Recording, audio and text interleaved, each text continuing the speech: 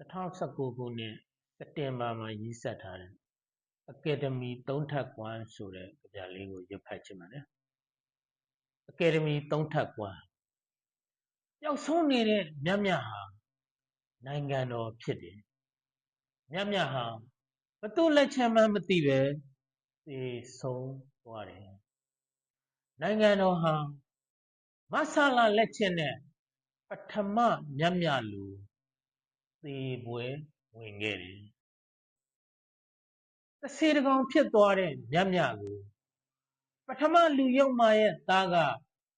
ဒုတိယအကြိမ်သူ့အဖေလိုအထက်ထပ်ယုတ်မာပြန်တယ်။နှစ်ခါသေပြီးတဲ့မြတ်မြတ်ကို